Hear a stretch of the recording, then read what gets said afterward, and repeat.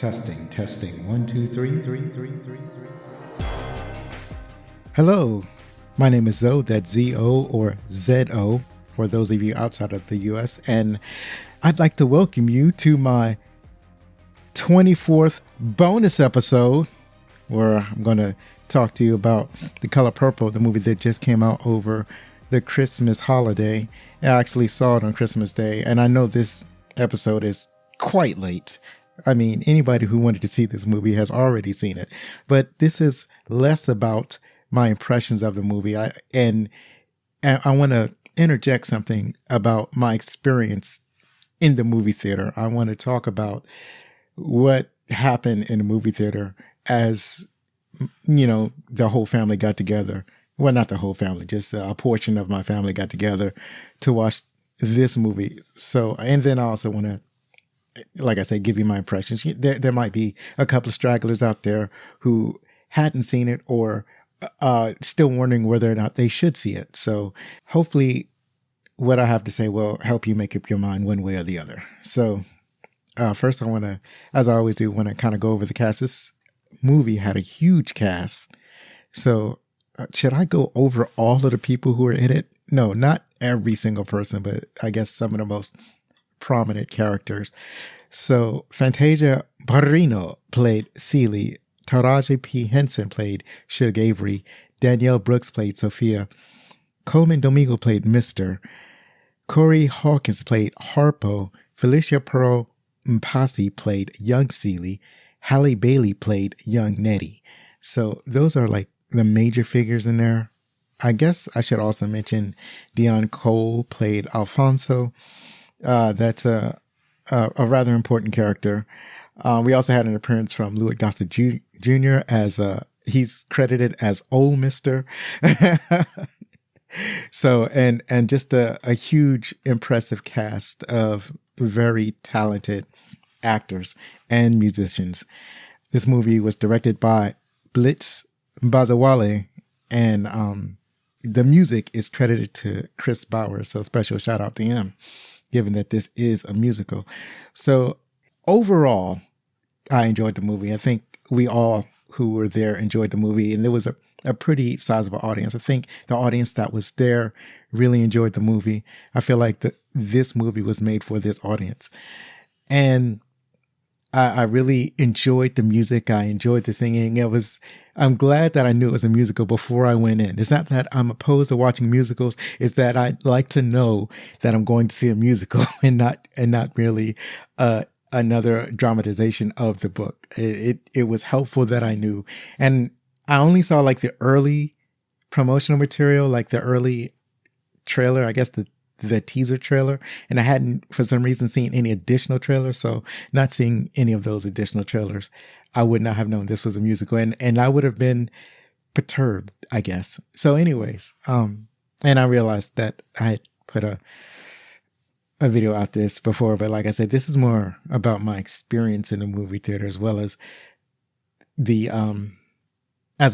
my impression. So also I would say that all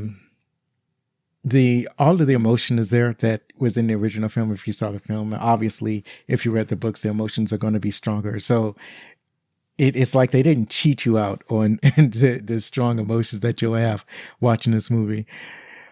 And also the performances were outstanding. It's like I don't think you could have asked for a better performance.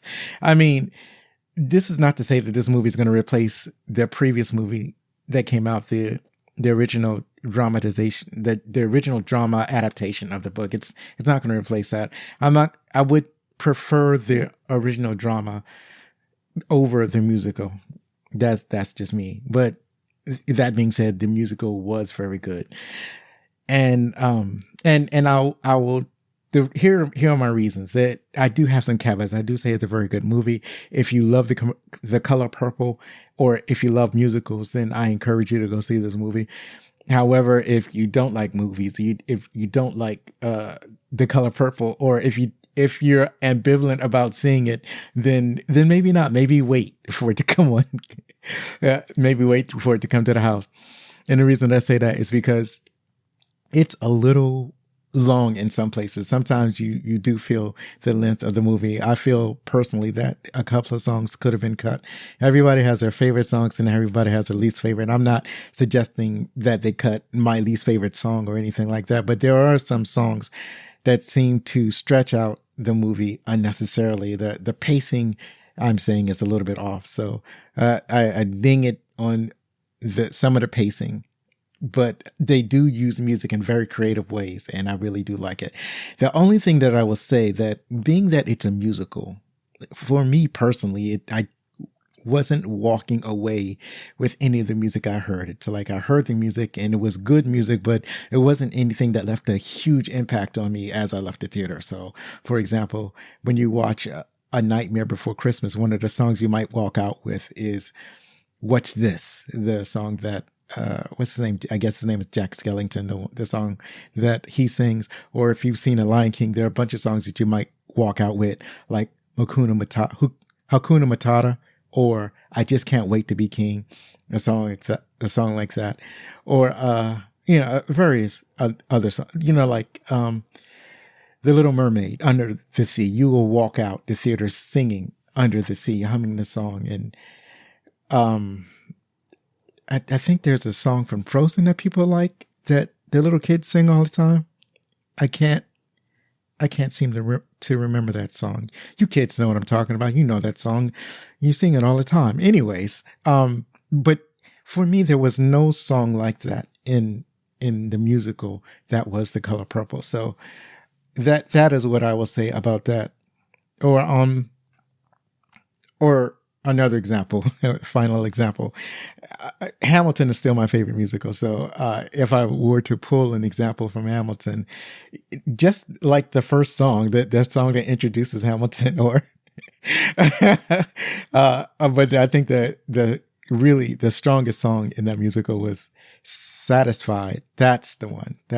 So yeah, that I can go on and on about the music in various musicals, but let me cut that off right there. So that's my quick impression. So let's step aside from that, the impressions that I had.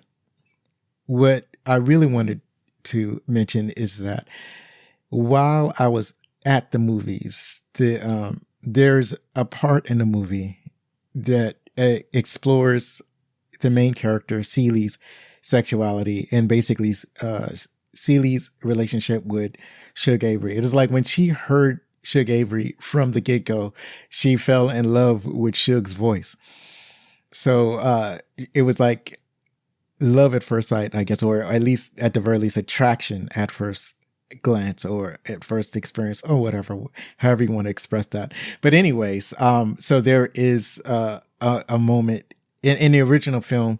They show like Celie and Shug like kiss each other, and they kind of allude to a homosexual relationship, but they don't it's implied, but it's not like strongly explored. They don't do additional scenes, and they don't have any graphic scenes of them together. And what's funny is that apparently in the book, because I hadn't read the book, but apparently in the book, it truly explores their relationship. And does it get graphic? I have no idea, but I know there's more to it in the book. In this movie, they're a lot more explicit about their relationship. They do more than just kiss. They do the thing that they used to do in the 60s, where you saw them kissing, it fades to black, and then when you return to the scene, they're in the bed together, apparently naked, so under the sheets. So it's tastefully done, but it what they did during the fade, so to speak. So they're very explicit about their homosexual experience, I guess. So the audience apparently in the theater that I was at did not know that, and they were scandalized.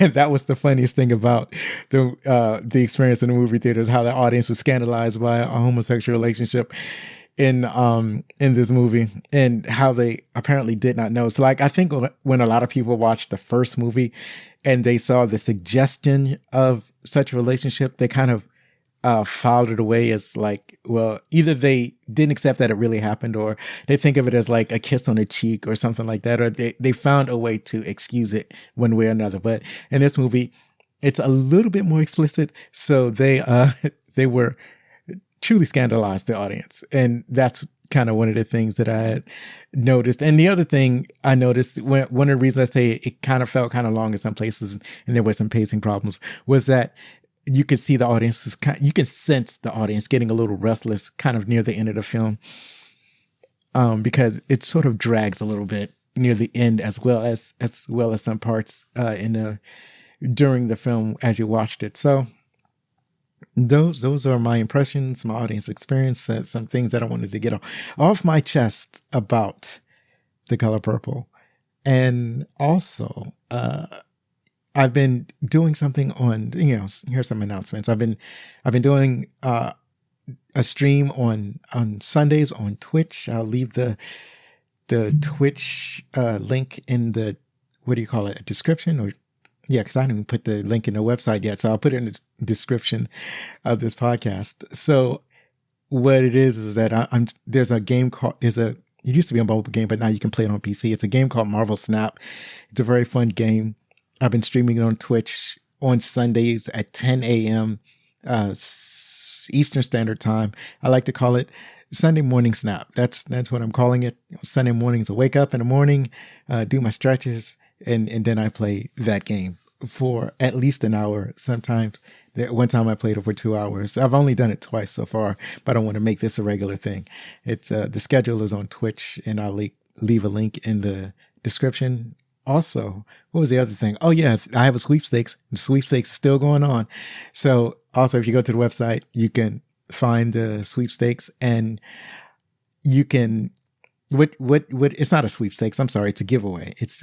Apparently these terms are legal terms. So it's a giveaway where I am giving away a t-shirt. It's called Felix emojis, the Felix the cat, different emojis on the t-shirt. And you can go and check that out at backlickcinema.com. If you sign up for a newsletter subscription, you will have a chance to win the shirt. And with the newsletter, you'll get news on upcoming guests. You'll get links to the blogs where I kind of write down my opinions. At least I try to get the upcoming guests out. So, and then I'll write I'll